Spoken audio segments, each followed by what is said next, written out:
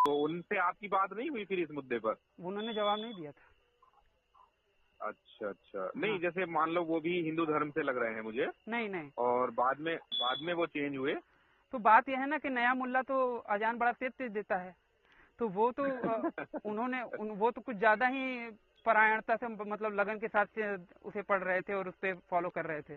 मुझे लगता है ना एक नॉर्मल क्रिश्चियन उतना तेजी से, या फिर यूरोप में भी रहने वाला क्रिश्चियन उतना अच्छे से फॉलो नहीं करता होगा जितना आप लोग करते होंगे बाइबल के वर्सेस को और यीशु के संदेशों को, है ना।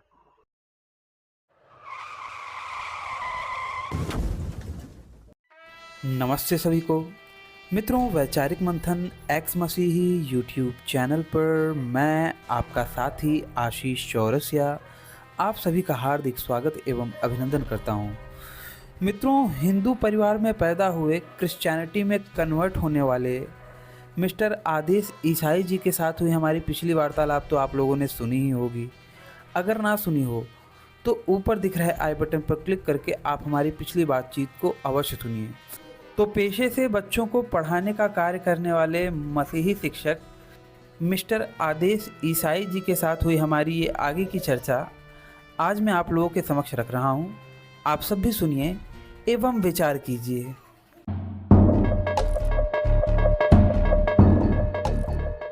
अपनी इच्छा से आदमी को, या मतलब कहना चाहिए इंसान को, आदम और हवा की संतानों को इच्छा शक्ति फ्री दी है, फ्री विल दी है। उसके अकॉर्डिंग वो अपनी सोच अच्छी भी कर सकते हैं, बुरी भी कर सकते हैं। अगर वो बुरा सोचते हैं तो उस पे परमेश्वर क्रोधित होते हैं कि मैंने इनको ऐसा सोचने के लिए नहीं दिया था ये फ्री विल।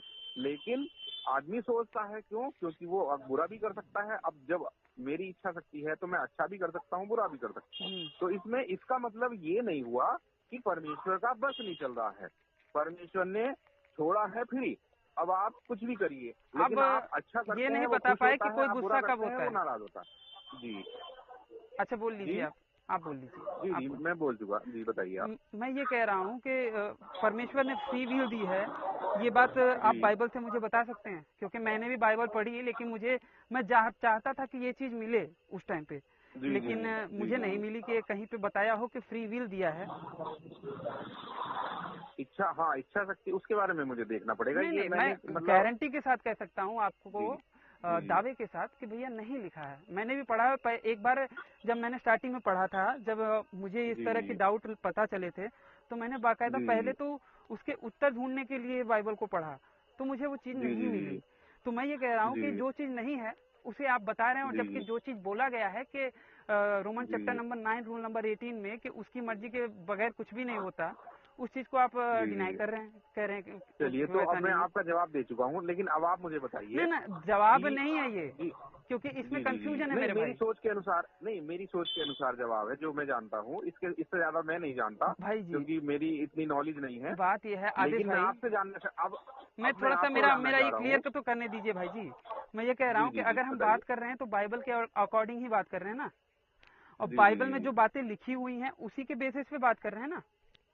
जी जी जी। तो आप अगर कोई बात बाइबल से हटके बता रहे हो, जो कि बाइबल में कहीं पे उसका प्रमाण ही नहीं है। नहीं, हटके नहीं, ये मैंने भी सुनी हुई है और सुनी है, मुझे लेकिन इसके बाइबल में बारे पढ़ी में तो नहीं ना काफी मेरे भाई। जानकारी मिली है। मैं आपको कल इसके बारे में बता सकता हूँ। हाँ, ये जरूर बताइएगा कि फ्री विल कहाँ पे दिया जी है, और कोई जी गुस्सा कब होता है। जी जी जी अच्छा, जी। ये तो थोड़ा बताइए कि आप गुस्सा कब होते हो। नहीं, जब अगर मान लो कोई भी कैंडिडेट है, हम्म मैंने उसके लिए एक मापदंड अपने दिमाग में बनाया हुआ है। मान लो मेरी पत्नी के लिए अलग है, हम्म मेरे दोस्तों के लिए अलग है। भाई, तो जो मैं अपनी पत्नी के बारे में सोच सकता हूँ वो अपने दोस्तों के लिए नहीं सोच सकता ना। तो हम्म हर आदमी के कैंडिडेट के लिए एक मापदंड बनाया हुआ है। हम्म जब कोई उस मापदंड में खरा नहीं उतरता है हम्म तो मुझे गुस्सा आता है। नॉर्मल सी बात है। मेरा बेटा है, उसके लिए अलग मापदंड है कि वो क्या, उसके बारे में मेरी अलग सोच।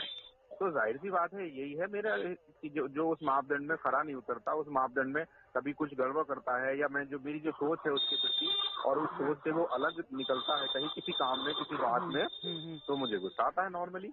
तो मतलब कि वो आपकी इच्छा के विरुद्ध होता है ना, या फिर आप जो चाहते हैं इसको लेकर वो ऐसा नहीं जी करता, जी इसलिए आपको गुस्सा जी होता है ना। जी जबकि जी बिल्कुल बिल्कुल। कह रहा है कि भैया उसकी इच्छा के बगैर कुछ होता ही नहीं, किसकी मजाल है कि चलिए, उसकी ठीक है। इच्छा के विरुद्ध कार्य करे।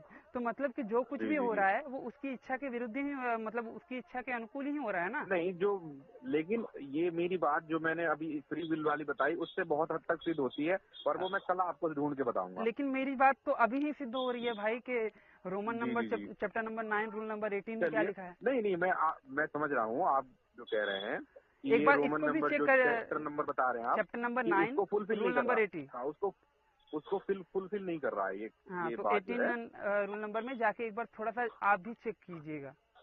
जी, एक्चुअली हाँ, मैं अभी छत पे हूँ, थोड़ा मैं देखूंगा उसमें। अभी जी। जब जो है बाइबल पढ़ूंगा और तो मैं जरूर ढूंढूंगा और मैं उसका भी जवाब आपको दूंगा। लेकिन मैं अगर जानना चाहूँ कि जो इच्छा शक्ति है पर आदमी की, वो परिवर्तित होती है। कोई अच्छा इंसान रहता है कुछ समय, मान लो 18-20 साल तक, वो अचानक से फिर एक दुष्ट प्रवृत्ति में चला जाता है और बहुत बुरे बुरे कर्म करता रहता है। या कोई अक्सर जो है बहुत दुष्ट होता है, वो एकदम से संत बन जाता है। उसकी इच्छा शक्ति कभी निगेटिव हो जाती है, कभी पॉजिटिव हो जाती है। तो मुझे इसके बारे में अगर जवाब दीजिए, क्या वेदों में कुछ है कि परमेश्वर इस पे नियंत्रण रखता है? बिल्कुल नहीं। नहीं, और तो फिर आप मतलब वेदों से में बताइए। बताया भी गया है। मैं आपको जैसे कि आपने कहा तो मैं भी आपको उसका वो दे दूंगा, जिसमें बोला गया है कि प्रत्येक मनुष्य को कर्म करने की स्वतंत्रता है। बस अर्थात वही के चीज बात है, सुनिए ना, लेकिन मैं नहीं उसको ढूंढ के ये बताऊंगा लिखा आपको। नहीं है ना जी, आपने, ये आपके में लिखा जी, नहीं जी, है। और बात यह है हमारे में लिखा गया है कि व्यक्ति जीव कर्म करने के लिए स्वतंत्र है और ईश्वर जी, जी, मतलब कर्म करने के लिए स्वतंत्र है और पाप भोगने के लिए परतंत्र है, ईश्वर के अधीन है। क्योंकि उसका जो कर्म है, कर्म का फल है, वो फल भोगने के लिए वो जी, परतंत्र है। मतलब उसका उस पर जोर नहीं चलेगा, वो कर्म भले करेगा, जी, वो कर्म करने के लिए जी, स्वतंत्र है।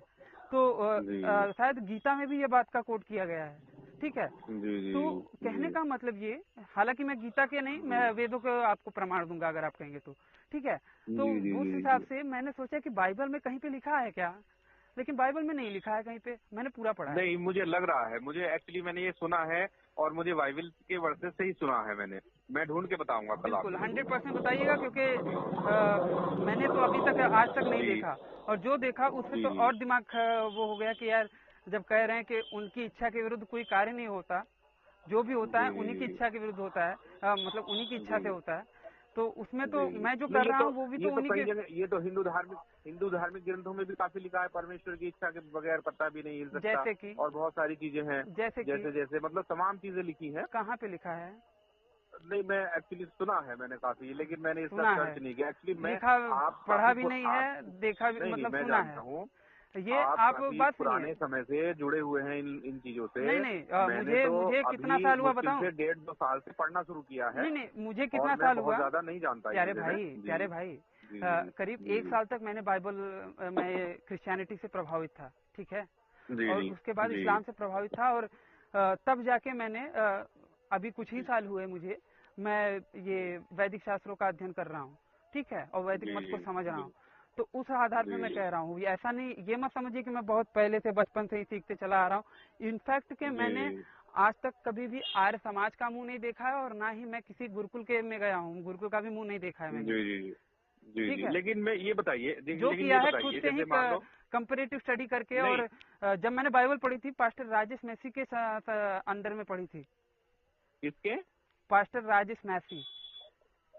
अच्छा, अच्छा। हाँ वो अभी भी क्रिश्चियनिटी में है? हाँ, बिल्कुल है।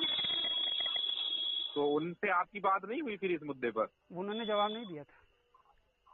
अच्छा, अच्छा। हाँ। नहीं, जैसे मान लो वो भी हिंदू धर्म से लग रहे हैं मुझे, नहीं नहीं, और बाद में वो चेंज हुए। तो बात यह है ना कि नया मुल्ला तो अजान बड़ा तेज तेज देता है। तो वो तो वो तो कुछ ज्यादा ही परायणता से, मतलब लगन के साथ से उसे पढ़ रहे थे और उस पर फॉलो कर रहे थे। मुझे लगता है ना, एक नॉर्मल क्रिश्चियन उतना तेजी से, या फिर यूरोप में भी रहने वाला क्रिश्चियन उतना अच्छे से फॉलो नहीं करता होगा जितना आप लोग करते होंगे बाइबल के वर्सेस को और यीशु के संदेशों को, है ना?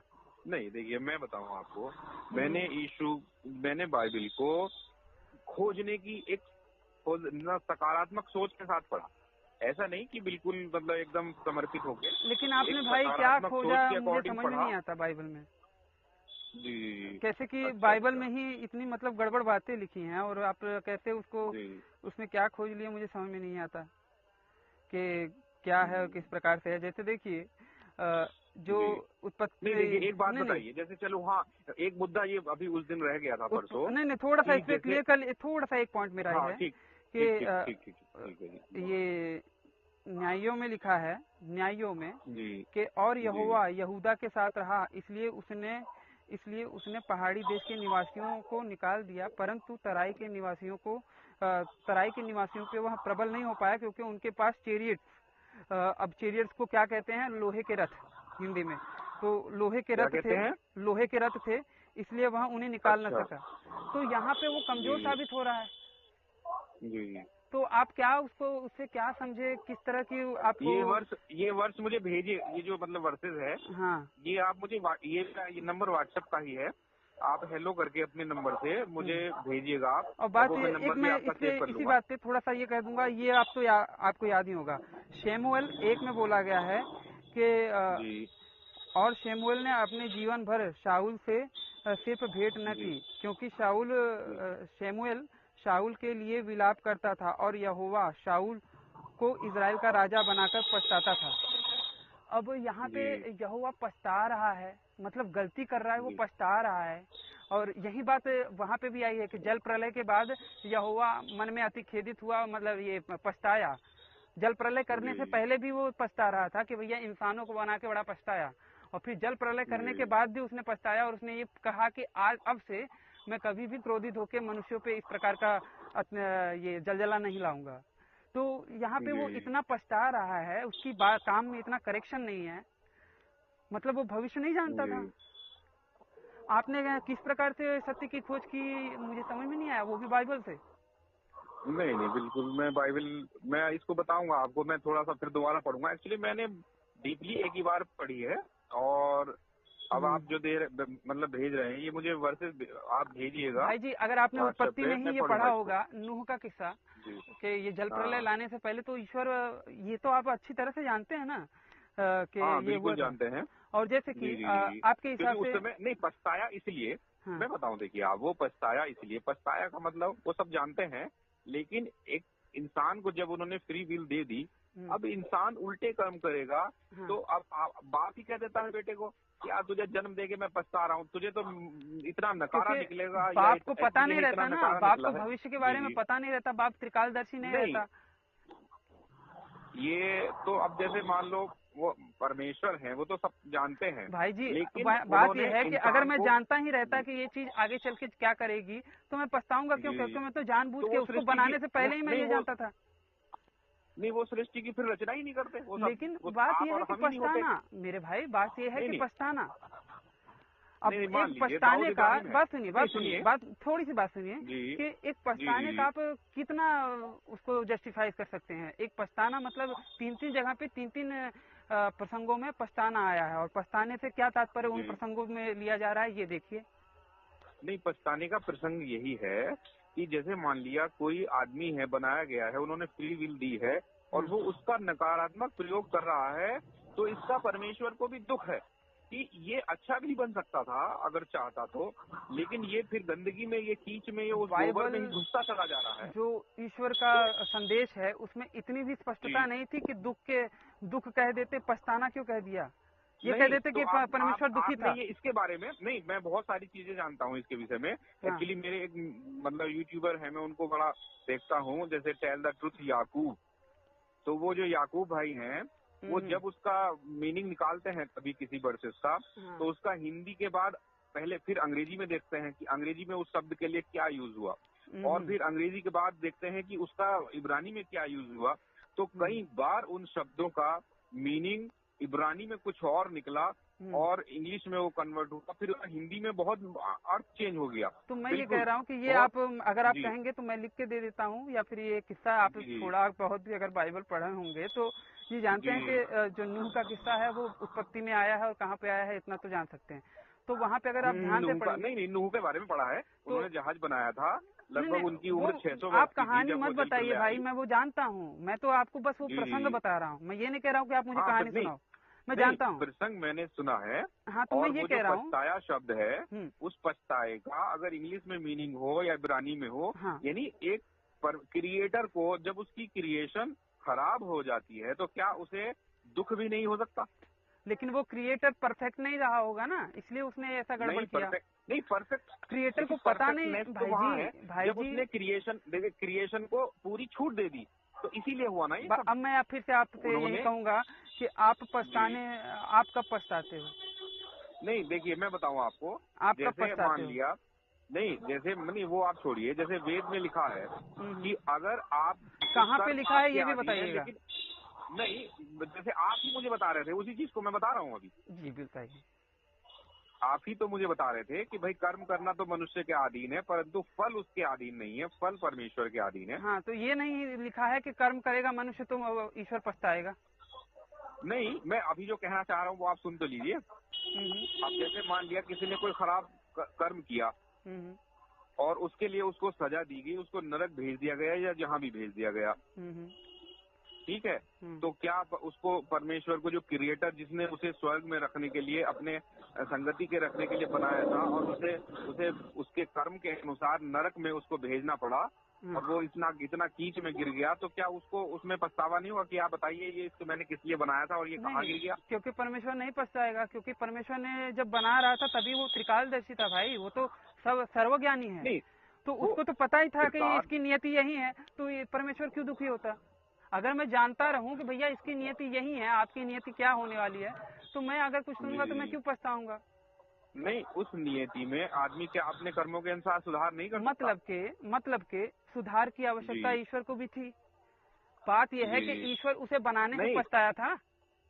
जी, इंसानों को बनाने से पछताया था ना। मैं बता रहा हूँ, जैसे नहीं, आपसे मैंने प्रश्न पूछा कि चलो परमेश्वर पछताया, ये बाइबल में लिखा हुआ है, और हो सकता है अंग्रेजी में या इब्रानी में इसके लिए कुछ और शब्द दिया हो, लेकिन मैं आपसे नहीं, आप पहले सुन लीजिए, मेरी बात सुनिए।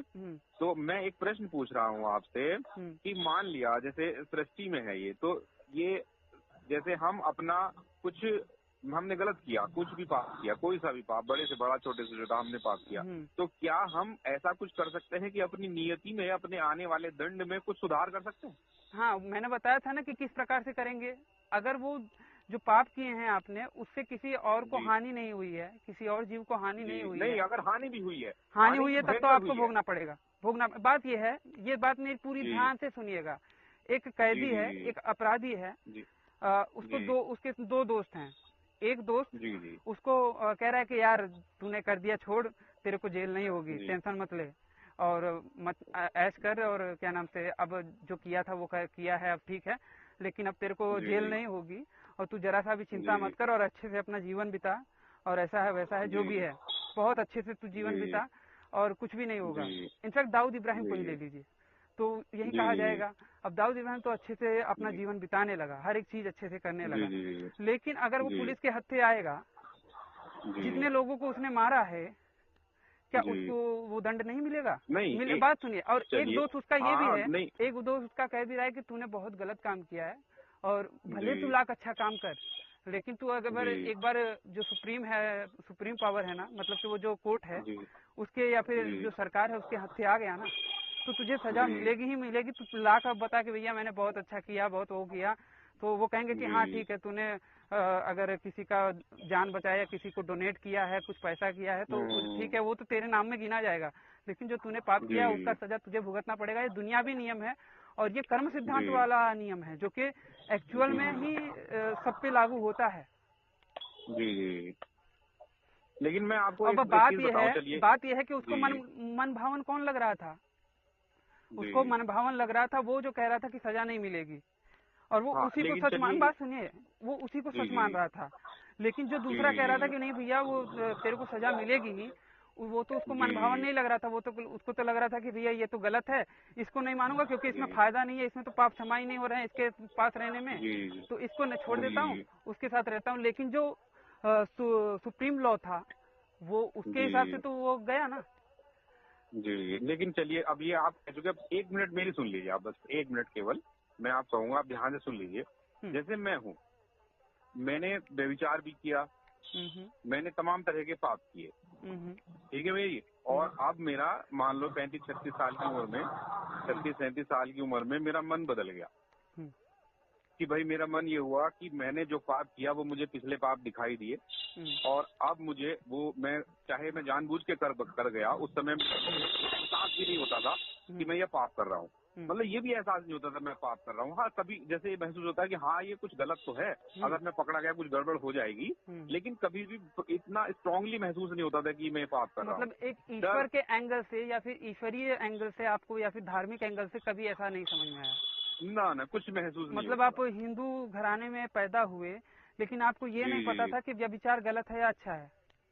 हाँ, बस ये जो नॉर्मली, और ये नहीं मतलब ये आप अपने माता पिता से नहीं, बात यह है कि आप ये बात अपने माता पिता से शेयर करके करते थे क्या कि आज मैं जा रहा हूँ व्यभिचार करने, बहुत वैसा है? नहीं, वही चीज मैंने आपको स्वीकार भी की कि मैं डरता जरूर था, लेकिन मुझे वो पाप की नजर से आप नहीं, आप अपने माता पिता से क्यों छुपाते थे? वो डर की वजह से। डर की वजह से मतलब ये जानते थे ना कि माता पिता की नजरों में एक बुरा काम है? हाँ बिल्कुल बिल्कुल। या फिर आपके घर के जितने भी मेंबर रहे होंगे उनके नजर में नहीं, बात तो सुनिए, पूरी बात सुनिएगा। आपने मेरी बात बीच में काट दी। नहीं, मैं आपकी बात को ही क्लियर करने के लिए बता रहा था, क्योंकि आप ये प्रश्न मुझसे कर रहे थे ना। नहीं, मैं जो बताना चाह रहा हूँ वो पूरा होने दीजिए पहले। देखिए, मैंने वही सारे शब्द मैंने प्रयोग भी किए हैं कि मैं डरता था कि हाँ आप ये जानते थे, सीधा सीधा बोलिए कि आप ये जानते थे कि ये पाप कर्म है? नहीं, ये पुण्य कर्म तो है नहीं। तो देखिए, अगर मैं पाप कर्म जानता तो मैं उसको करता ही नहीं, लेकिन मैं जानता था कि अगर पकड़ा गया तो कुछ गड़बड़ हो सकता है, मतलब बेइज्जती हो सकती है, सब लोगों में ये हो सकता है, उस चीज से डरता था, लेकिन उस चीज से नहीं कि परमेश्वर भी कोई दंड देंगे। पाप का मतलब क्या होता है? नहीं, ये सारी चीजें नहीं, पाप का मतलब क्या होता है थोड़ा समझिए ना इस बात को। मैं आपको उसी बात को क्लियर करना चाहता हूँ कि पाप का मतलब क्या होता है। बुरे काम करना? हाँ बिल्कुल बिल्कुल। व्यभिचार करना आपको अच्छा लगता था? अच्छा काम लगता था? जी जी। और अगर अच्छा लगता था, अगर वो पाप नहीं लगता था, तो आप अपने माता पिता से क्यों शेयर नहीं करते थे? क्योंकि आपको बुरा काम लगता था ना, पाप लगता था जी। तो मतलब आप इसीलिए अपने माता पिता से शेयर नहीं करते थे। अच्छा बुरा भाई देखिए, मैं सीधी बात है, अच्छा बुरा और पाप और पुण्य के बारे में आप अच्छे से जानते थे, लेकिन जानबूझ के आपने ये पाप कर्म किया। हाँ चलिए ठीक है, मैं जानता था, ठीक है, चलिए आप जो कहलवाना चाह रहे हैं। मैं कहलवाना नहीं चाह रहा, मैं उसी बात को बता रहा हूँ ना। आप बताइए कि इसका मतलब क्या होगा? उस समय ये काम गलत नहीं लगता था, सिर्फ ये डर लगता था कि किसी को पता ना लग जाए। अगर किसी को पता नहीं लगा और वो चीजें हो गई, उसके बाद हमें कोई एहसास ही नहीं होता था। ठीक है, जो हुआ बढ़िया हुआ, अच्छा हुआ, बल्कि ये सोचते थे अच्छा हुआ, बहुत बढ़िया हुआ। लेकिन अपने माता पिता के सामने तो शर्म आती थी ना ये सारी चीजें करने में। नहीं, वो चीजें उस समय नहीं पता होती है भाई। मैं उसी समय की बात कर रहा हूँ। आप नहीं गुजरे? नहीं, क्या आप नहीं गुजरे उस कंडीशन? हाँ, लेकिन मैं तो मानता था ना कि पाप है। माता पिता से शेयर की? मैं मानता था ना, माता पिता से शेयर की? तो मैं तो मानता था ना कि पाप कर रहा हूँ मैं। नहीं, तो मैं नहीं मानता था ना। अगर मैं ये मानता होता कि मैं पाप कर रहा हूँ तो मैं ये मैं कह रहा था कि ये आप अपने आप से झूठ बोल रहे हैं और लोगों से भी झूठ बोल रहे हैं भाई जी।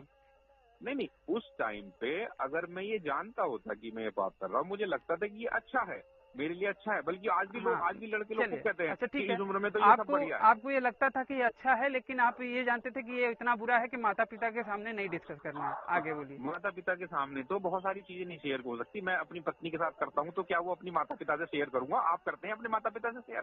माता पिता जानते तो हैं इसके बारे में? नहीं, तो वो उसके बारे में जानते हैं। और अगर माता पिता के सामने अगर गलती से वो बात आ भी जाए, बात सुनिए ना, माता पिता के सामने अगर बात तो सुनिए, उम्र में लड़के करते हैं। बात तो सुनिए, माता पिता के सामने मैं वही बात आपको क्लियर कर रहा हूँ। मैं आपको खींच रहे हैं। नहीं, मैं आपको माता पिता वाली बात पे ही थोड़ा सा क्लियर कर रहा हूँ, क्योंकि आपने मुझसे पूछा था।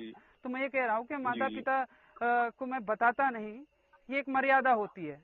लेकिन माता पिता अगर जान गए तो उसे बुरा नहीं कहेंगे, उसे पाप नहीं कहेंगे माता पिता। नहीं, तो वो बातें देखो, माता पिता ये भी जानते हैं। मेरा भाई जी, अरे भाई जी, मेरा अगर बच्चे हो गए तो माता पिता ये तो जानते हैं ना कि किस वजह से हुए। अब बिना शादी किए आप किसी को बच्चा दिखा दो माता पिता को, तो ये आपको क्या लगेगा? सही लगेगा? मैं बता रहा हूँ, मतलब माता पिता जानते नहीं, सुनिए मेरी बात भी सुन लीजिए थोड़ी सी। आपकी तो मैंने सुन ली, मेरी भी थोड़ी सी सुन लीजिए। क्या माता पिता ये नहीं जानते 18, 20, 22 साल की उम्र में ये सब लोग करते हैं? नहीं, शादी से माता पिता को कई बार ये भी गुरु वो रहता है कि भैया हमने बच्चे को अपनी शिक्षाएं दी हैं और अच्छा बुरा के बारे में बताया है, तो बच्चा ये विचार नहीं करेगा। या आपके माता पिता ऐसा सोच नहीं रखते थे क्या? नहीं, चलिए मेरा मुद्दा भटक जाएगा फिर। मेरा मुद्दा कहीं और पहुंच गया। मैं इसको यहीं खत्म करता हूँ, इस बहस को। लेकिन ठीक है, मैं जो आपसे कहना चाह अच्छा, रहा मैं था, ये कह रहा था भाई कि कुल मिला जी के जी आप जो मैंने आपको जी बताया है ना, वो आप एक बार जी चेक जी कर लीजिएगा। अगर आप जी कहेंगे जी तो मैं नहीं दोबारा नहीं, बता देता हूँ आपको। आप थोड़ा सा मेरी ये 1 मिनट की ये जो मैं कहानी सुनाना जा रहा हूँ, कहानी नहीं है कुछ, मेरे मतलब अपनी मन की बात है जो मैं आपको बताने जा रहा हूँ। इसको आप सुन लीजिए थोड़ा सा, बस 1 मिनट, इससे ज्यादा नहीं लगेगा। जी आदिल भाई। देखिए, मैंने अभी आज से पहले मतलब 2 साल से पहले जो कुछ किया, मुझे उसका एहसास नहीं होता था। वो चाहे गलत था या पाप था या कुछ भी था, हाँ डर होता था कि कहीं पकड़े ना जाए, वो अलग बात हो गई। लेकिन जो कुछ भी किया वो किया, बस मतलब आनंद के लिए किया। वो आनंद चाहे गलत तरीके का था या बुरे तरीके का था या अच्छे तरीके का था, कोई मैं नहीं जानता। नहीं, उसके लेकिन बारे में जब थोड़ा से जानते मुझे, थे, इस पे यकीन कीजिए भाई। हाँ हाँ, बस बस चलिए आप मान लीजिए कि मैं जानता था। और लेकिन अब देखिए, उसके करने के बाद मुझे एहसास हुआ एक दिन कि मैंने वो बहुत चीजें मैंने क्या कर डाली। मतलब मुझे एक दिन पछतावा हुआ। अब पछतावा होने के बाद उसके बाद से मैंने आज वो सारी चीजें करनी बिल्कुल स्टॉप हो गई। बल्कि उसके साइड बाय साइड जो दोस्तों के साथ में बैठना था वो भी बंद हो गया, यानी उससे लगे हुए जो दोस्त थे उनसे बंद हो गया। वो सारी चीजें, वो जड़ खत्म हो गई बिल्कुल। और मैं आज बहुत अच्छा इंसान बन गया। ठीक है, तो अब जब मैं आज वो सारी चीजें नहीं करता हूँ, झूठ बोल रहा है मेरे कोई सामने भी अगर बैठा हुआ कि वो कह रहा है मैं बिजनौर बैठा हूँ, पता लगा बैठा है नजीबाबाद, वो बता रहा है कुछ और, तो मुझे गुस्सा आता है। मैं उसको बोलता हूँ भैया आप गलत कर रहे हो, आप जहाँ बैठे हो उसी को वहीं बताओ, आप दूसरे को धोखा दे रहे हो, ये गलत बात है। मतलब मैं दूसरों को भी समझाता रहता हूँ। आज मेरी थिंकिंग ऐसी हो गई है। तो मैं अब आपको जानना चाह रहा हूँ कि जैसे अगर हम वेद को अकॉर्डिंग कहें, मतलब आप पहले सुन लीजिएगा उसके बाद मुझे बताइएगा। जैसे हम वेद के अकॉर्डिंग कहें कि जो मेरा पुराना जीवन था, मैंने जो भी किया उसका फल मुझे मिलेगा, है ना? लेकिन हाँ, उसका फल मुझे मिलेगा। और अब जब मैं अच्छे कर्म कर रहा हूँ आगे, तो मुझे उसका अच्छा फल मिलेगा, और जो मैंने पहले बुरा किया है वो बुरा फल मिलेगा, है ना? जो जघन्य पाप है, जो कि हाँ, जीव हत्या बिल्कुल वाला बिल्कुल, या जो फिर बहुत किसी खतरनाक है। जीव को दुख देने वाला पाप है, वो उसका फल जी जी आपको जी पक्का जी जी, मिलेगा। जो भी, हाँ बिल्कुल बिल्कुल बिल्कुल, तो उनका मुझे दंड मिलेगा। और अब मैं जो सुधर गया हूँ, अब मुझे अच्छे कर्मों का फल मिलेगा, अच्छा फल मिलेगा। बिल्कुल ठीक है। लेकिन अगर मैं यीशु मसीह को मान लो फॉलो कर रहा हूँ, जैसे मैं बाइबल पढ़ता हूँ, यीशु को फॉलो कर रहा हूँ, तो वहाँ ये कहा जा रहा है, वहाँ यीशु ने कई बार कहा खुद भी बाइबल में भी, और वहाँ से जिन स्कॉलर से या जिन जो है मित्रों से या जिनसे मैं मिलता हूँ, वो यही बताते हैं कि अगर आपने अपना हृदय परिवर्तन किया, आपने अपना मन बदला, तो जो पुराने पाप हैं वो आपके ढापे जाएंगे और वो आपके शुद्ध कर दिए जाएंगे। और अब अगर आप अच्छा जीवन पाप जीते हैं शुद्ध हो और जाएगा। यीशु की, नहीं सुनिए, आप सुन लीजिए। नहीं, मैं फिर आपकी हो बात को सकता है क्लियर समझने के लिए बोल रहा हूँ कि पाप शुद्ध हो जाएगा। जी जी जी, शुद्ध हो जाएगा। ठीक है। और हम जो आगे, नहीं सुन लीजिए आप, अगर उसमें कुछ खामियां हैं तो बाद में आप बताइएगा मुझे कि जैसे, और शुद्ध हो जाएगा। और आगे अगर हम यीशु की या परमेश्वर की इच्छाओं को, जो यीशु ने बताई है कि ये मेरे पिता की इच्छाएं हैं, अगर आप मेरे पिता की इच्छा पर चलते हो तो आपका उद्धार होगा। मैं ही मार्ग, सत्य और जीवन हूँ, और मैं ही पिता तक पहुँचने का रास्ता हूँ। अगर आप इस चीज को फॉलो करते हो तो आपका उद्धार हो जाएगा। ठीक है ना? तो मैंने इस चीज को माना, तो ये मेरे पाप, मैंने अपने मन में माना कि मेरे पाप ढापे गए, आगे मैं शुद्ध हो गया हूँ। ठीक है ना? लेकिन सर अब मैं, चलो ये छोड़ के अगर किसी तरह से वेद को मान लो मैं वेद पढ़ने लगूं, लेकिन मेरे पुराने जो पाप हैं वो आप बता रहे हो कि वो उसके लिए जघन्य पाप या जैसे भी पाप है वो उनके लिए सजा मिलेगी। आगे अच्छा करोगे तो अच्छा फल मिलेगा। लेकिन मैं नॉर्मली बिना वेदों के जाने, बिना वेदों को पढ़े, मैं अब नॉर्मली अच्छा कर रहा हूँ और अच्छे काम कर रहा हूँ, अच्छी चीजें सीख रहा हूँ, लोगों को अच्छा बता रहा हूँ, और मैं मेरे विश्वास कर रहा हूँ पुराने पाप ढापे गए।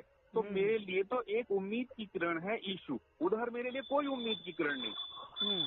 मैं वैसे भी अच्छा कर रहा हूँ। जैसे आप मुझे वेद के बारे में बता रहे हो, अगर मैं वेद ना पढ़ूं, वेद के, नहीं सुनिए, अगर मैं वेद ना पढ़ूं, वेद पे ना चलूं, तो मैं वैसे भी अच्छे कर्म कर रहा हूँ, जाहिर सी बात है। आगे तो मैं कोई बुरा कर ही नहीं रहा हूँ। अगर आप अच्छा कर्म कर रहे हैं, किसी जीव की हत्या नहीं कर रहे हैं और किसी भी जीव को अच्छा दुख नहीं दे रहे हैं, तो जो आप मेरे धर्म का आगे के कार्य कर कर्म रहे हैं। हैं वो तो अच्छे ही हैं नॉर्मली। और पुराने जो कर्म हैं, आप वेद कह रहे हैं कि वो सब नहीं होंगे, वो पाप क्षमा नहीं होंगे, तो ना हो। लेकिन एक उम्मीद की किरण, एक आशा की किरण है, तो इसलिए मैंने एक उम्मीद की किरण, एक आशा के तौर पे यीशु को अपने जीवन में स्थान दिया, बात यह है उसको भाई आने जी दिया कि आप अगर गलत चीजों को मान के जी लोगों को गलत बातें बताओगे तो ये बुरा कर्म में ही आएगा ना, क्योंकि आप नहीं, लोगों देखिए, को गलत से शिक्षा दोगे या फिर अपने बच्चों को मैं ही मान रहा हूँ, बताओगे देखिए, तो आप नहीं अपने नहीं बच्चों को वही गलत नहीं, मैं आगे की शिक्षा दोगे तो वो क्या होगा? नहीं, मैं बता रहा हूँ आपको, जैसे उधर मेरे पुराने पापों की कोई क्षमा की उम्मीद नहीं है, लेकिन इधर उम्मीद है ना, तो एक उम्मीद है, मैंने वो उम्मीद पकड़ बात ली है, भाई मैं उस पर चल मैंने निकला फिर हूँ। वही जो मैंने आपको जैसे आपने बताया वैसे मैंने आपको किस्सा बताया था ना। मुझे तो यीशु मसीह ने, मुझे पवित्र आत्मा ने बताया, तेरे पाप ढापे गए हैं, मेरे अपने हृदय ने, मेरी अपनी अंतरात्मा ने बताया तेरे पाप ढापे गए हैं, Hallucination। अब तू गलत काम न करना। तो बस मैंने उसको स्वीकार कर लिया और मैं 2 साल से मैं परिवर्तित हो गया, तो मेरा मन मैंने कुछ फिराया और वही मैं बदल गया। तो भाई कुछ वही उसके साथ भी हुआ ना, लेकिन मैं ये नहीं, कह रहा नहीं, हूँ नहीं, कुछ उसके साथ भी वही जी, उसके दोस्त ने बताया आपके यहाँ जी। पे इशू। अगर देखिए, बात सुनिए अगर आप। मुझे देखिए, अगर मुझे भी किसी ने 2 साल पहले यही बताया होता कि आदेश भाई जो आप बुरा कर रहे हो इसका फल तो तुम्हें मिलेगा ही मिलेगा, लेकिन आगे जो भी अच्छा करोगे तो अच्छा तुम्हें फल मिलेगा, तो मैं शायद उसको बुराई को छोड़ नहीं पाता। क्यों? क्योंकि सोचता अरे यार कुछ अच्छा करते रहो, कुछ बुरा करते रहो, अरे ठीक है जैसा होगा देखा जाएगा। लेकिन मुझे साफ साफ बताया गया कि तूने ये पाप किए हैं, अब ये पाप आगे ना करना। झूठ बोल रहा है अगर किसी को और बैठा है कहीं, बता रहा है कहीं, तो वो भी पाप में मार्केटिंग आता है। के लहजे से देखा जाए तो अपना मार्केट बढ़ाने के लिए, अपने मेंबर बढ़ाने के लिए ये स्कीम दी कि नहीं, भैया नहीं, नहीं। आ जाओ हमारे पास। लेकिन ऐसा नहीं होता ना, जी, जो ईश्वरीय तत्व है या फिर जो ईश्वरीय नियम है वो मार्केटिंग वाला नहीं है। वो भैया आपको नहीं, ऐसा बुरा नहीं है। लगे चाहे अच्छा लगे, जो कटु सत्य है नहीं, वो तो ऐसा कुछ सत्य नहीं है ही। तो उस प्रकार से नहीं, मैं कह रहा हूँ कि वहाँ पे वो चीज है। अब आप बता रहे हो ऐसा नहीं वैसा, तो थोड़ा गड़बड़ होता है ना। नहीं, देखिए भैया जी, मैं आपको बात बताऊं, मैंने एक सकारात्मक दृष्टि से, बड़े सोच समझ के, बड़े जो है मैंने देखो, आप अगर कीच ढूंढने की कोशिश करोगे, मैं बताऊं आपको, तो कीच आपको हर जगह मिल जाएगा। उसमें से आप लकड़ी से उसे उछालना शुरू करोगे तो वो चारों तरफ फैलेगा, बदबू फैलाएगा, और वो हर जगह मिल जाएगा। मैंने तमाम चीजें पढ़ी हैं भैया जी, मैं बताऊं, आप देखो भाई बाइबिल के जी पीछे लेके पड़े हो। दिल को मैं सुनो, बहलाने मैं के बताऊं, लिए ख्याल अच्छा है गालिब। नहीं, लेकिन देखिए, हाँ, और अगर आप बात करें यीशु मसीह की, पिता ने जो यीशु को भेजा हमारे उद्धार के लिए, इस पर मेरा अटूट विश्वास है, और मैं यीशु मसीह का बहुत बड़ा वाला गवाह हूँ, विटनेस हूँ, जो कहीं भी खड़ा होके यीशु के बारे में कह सकता हूँ। लेकिन आप नहीं कह सकते कि आप वाल्मीकि रामायण सच्ची है और रामचरितमानस झूठी है। क्या आप नहीं कह सकते ये मंच पे खड़े होके आपको मैं प्रमाण दे दूंगा जब ये हमारी बातचीत हो जाएगी ना। मैं कह रहा हूँ, देखिए, आप इस बात को सच नहीं कह सकते कि जो शिव की और जो मोहिनी की घटना है वो 47,000 इसको मंच पे खड़े बात सुनिए, 47,000 लोगों के सामने अगर मैं ये बात कह दूं तो आप उसे क्या कहोगे कि मैंने सबके सामने मंच पे ही कहा है ना, एक बड़े जनसमूह के सामने ही ये बात कही है ना। तो मैं आपको बाद में इसका प्रमाण दे दूंगा, ठीक है? नहीं, प्रमाण ठीक है, लेकिन मैं इस मामले को, आप ये कह रहे थे, नहीं आपने ये जो कहा था, इस बात को स्वीकार कर सकता हूँ कि मैं यीशु मसीह का गवाह हूँ, और मैं इस बात का गवाह हूँ कि अगर कोई भी यीशु के पास आएगा तो उसके पापों को क्षमा मिलेगी और वो उद्धार पाएगा। वो चाहे जघन्य नहीं, महाजघन्य पाप भी अगर उसने किया, दाऊद का बाप भी अगर आएगा, इंस्पेक्टर जो था वो, उसको भी क्षमा मिलेगी अगर वो सच्चे हृदय से मन फिरा के यीशु की शरण में आएगा। निर्भया जैसी लड़की का साथ बलात्कार भी किया, कुछ भी बिल्कुल भैया जी, कुछ भी, एनीबॉडी एक्ट कुछ भी आ सकता है उसके अंदर। तो मैं ये मानता हूँ, मेरा मानना है, अब आप समझ गए होंगे कि मैं यीशु का कितना जो है बड़ा वाला भक्त हूँ, कितना बड़े विश्वासी हो। बिल्कुल, मैं मानता हूँ और उसकी शिक्षाओं पे चलने की पूरी कोशिश कर रहा हूँ। मुझे नहीं लगता भाई कि आपको यीशु पे पूरा भरोसा है। नहीं, बिल्कुल 101% है। और मैं बताइए बहुत गंदगी में था, मैं इतना कीच में था, यीशु ने मेरी माँ की तरह मुझे धोया है, मुझे नहलाया है, और मुझे इतने सुंदर कपड़े पहनाए हैं, आज मुझे इतना सुंदर बना दिया है मेरे प्रभु ने कि आज मैं उसके उद्धार के बगैर कहीं और उद्धार देख ही नहीं सकता हूँ। मैं ये कह रहा हूँ, अच्छा थोड़ा सुनिए भाई, मैं आपकी बात मान गया पूरी तरह से कि आपको यीशु पे अटूट विश्वास है, ठीक है, बहुत बड़े विश्वासी हैं आप। मैं ये कह रहा हूँ कि मैं बहुत बड़ा नहीं मान रहा हूँ, मैं हूँ बहुत छोटा सा, लेकिन मैं बहुत बड़ा गवाह हूँ। विश्वासी तो है ना, हर जगह दे सकता हूँ। विश्वासी तो है ना, विश्वास तो करते हैं ना यीशु पे। बिल्कुल। अब देखिए मत्ती चैप्टर नंबर 17 रूल नंबर 20 में लिखा है कि उसने उनसे कहा, मतलब यीशु ने जी। उन लोगों से कहा, अपने चेलों लोगों से और आदि लोगों से कहा कि अपने जी। विश्वास की घटी के कारण, क्योंकि मैं तुमसे जी। सच सच कहता हूँ कि यदि तुम्हारा विश्वास राई के दाने के बराबर भी होए मेरे पे, ठीक है, जी। जी। तो जी। जी। तुम अगर इस पहाड़ से कहोगे कि ये हट जाए तो ये हट जाएगा। जी। जी। जी। तो जी। अगर आपको विश्वास है तो एक पत्ता भी तो नहीं जी। हिला जी। पाते। नहीं, बिल्कुल हट जाएगा। लेकिन यही जो शब्द, अगर आप ये बुरा न मानना भैया जी, यही शब्द शैतान ने यीशु से कहा था और आप मुझसे कह रहे हो। नहीं, यीशु ने नहीं, यही बात मैं बोला था शैतान कि ने मुझ पे यीशु से विश्वास कही। है। नहीं नहीं, देखिए, यही बात शैतान ने यीशु से कही कि तुम्हारा पिता जो है वो रोटियों, इनको पत्थरों को रोटी बना सकते हो तुम भूखे हो 40 दिन से। वो एग्जैक्ट लाइन मुझे नहीं आ रही क्योंकि मैं ऊपर बैठा हूँ, बाइबल से पढ़ के सुना सकता हूँ आपको, लेकिन उसका मतलब जो भावार्थ है वो मैं आपको बता रहा हूँ। उन्होंने कहा कि ये जो पत्थर हैं, तुम 40 दिन से भूखे हो, इनको रोटियां बना सकते हो, खा सकते हो, इनको रोटियां बनाओ खाओ, या इस तरह से कुछ उसने कहा। तो प्रभु ने कहा तुझे तेरे परमेश्वर की परीक्षा लेने का कोई हक नहीं। हाँ, अगर किसी पहाड़ को हटाने के लिए किसी मेरे भाई की अगर जिंदगी बच रही है और मैं प्रार्थना करूं, तो भाई साहब 100% आप ये गड़बड़ बातें है बता रहे हैं कि वो हट जाएगा। देखिए, और मैं प्रमाण मत्ती देता हूं 17:20 आपको। में लिखा है। मैं मत्ती 17:20 के वचन पे बात कर रहा हूँ भाई, जिसपे आप भटक रहे हैं। नहीं नहीं, मैं फिर से पढ़ के बताता हूँ फर्स्ट कर रहा शब्द। हूँ। मैं ये टाइम बाइबल खोल लिया हूँ और मैंने ये देखा है, तब मैं बता रहा हूँ। लिखा है वहाँ पे, उसने उन लोगों से, मतलब अपने चेले लोगों से, एक आदमी से नहीं, लूसीफर से नहीं बोला था, कई लोगों को बोला कि उसने उन लोगों से कहा कि अगर तुम्हें मेरे ऊपर राई के दाने के बराबर भी भरोसा है, विश्वास है, तो आप ये पहाड़ को कहोगे हट जाओ तो ये हट जाएगा।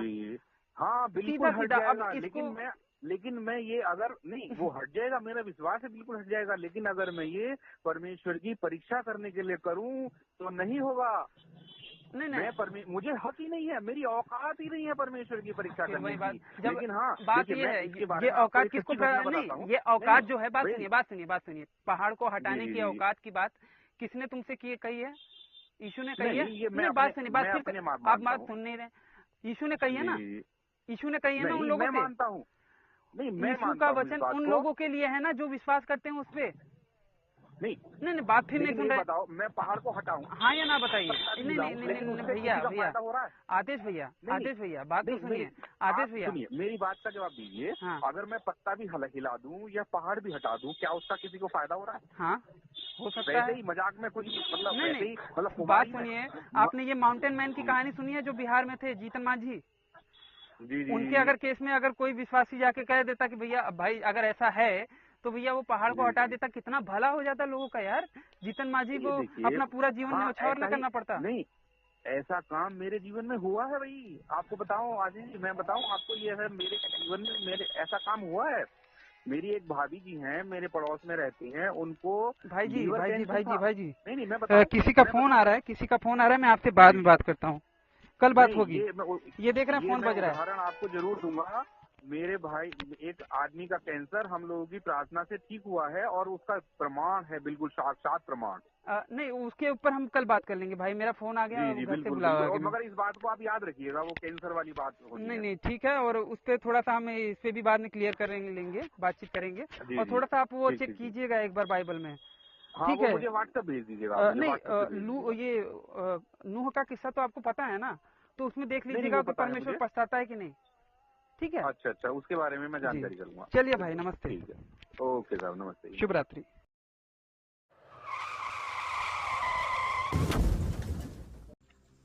तो बस मित्रों, आज का हमारा ये वीडियो यहीं पे समाप्त होता है। अगर ये बातचीत आप लोगों को पसंद आई हो तो इसे कम से कम 5 मिनट का समाधान देते हुए अपने मित्र मंडली में शेयर अवश्य करें। हो सकता है आपके एक शेयर से हमारा कोई भाई या बहन इनकी सच्चाई से अवगत हो जाए और भटकने से बच जाए। अगर आप सामर्थ्यवान हैं और मुझे मेरे इस कार्य में सहयोग करना चाहते हैं तो स्क्रीन पर दिख रहे QR कोड पर आप मुझे सहयोग कर सकते हैं। और अंत में चलते चलते आपसे यही निवेदन करना चाहूँगा कि देखिए, बाकियों के लिए तो जन्नत और जहन्नुम है, परंतु आपको पुनः इसी धरती पर आना है। तो इस धरती माँ की रक्षा के लिए अपने जीवन काल में प्रतिवर्ष एक पेड़ अवश्य लगाएं। इस वीडियो को अंत तक देखने के लिए आप सबका बहुत बहुत धन्यवाद। नमस्ते जी, जय श्री राम, हर हर महादेव, जय माँ भारती। प्राण का त्यागना या फिर उनका जो बलिदान हो गए, वो हमारे पापों के लिए वो बलिदान हो गए, उनका दान सबसे बड़ा है। लेकिन वो 3 दिन के बाद जिंदा हो गए, तो बलिदान कहाँ क्या किया उन्होंने? बलिदान शरीर का किया, बलिदान खून का किया। शरीर बहन, वहाँ पे वो बोलता है कि शरीर उठाए गए थे ईसा मसीह, हमारे प्रभु यीशु शरीर उठाए गए थे। नहीं, शरीर के साथ नए नियम में अगर आप पढ़ें तो मार्क, मत्ती, ल्यूक, जॉन जितने भी हैं जो प्रभु की गवाही देते हैं, वो बताते हैं कि भैया वो जीवित ही उठाए गए थे, शरीर उठाए गए थे। वहीं एक अकेले हैं जो स्वर्ग में उठाया गया था। उसमें भी तो है। तो शरीर का त्याग कहाँ किया बहन?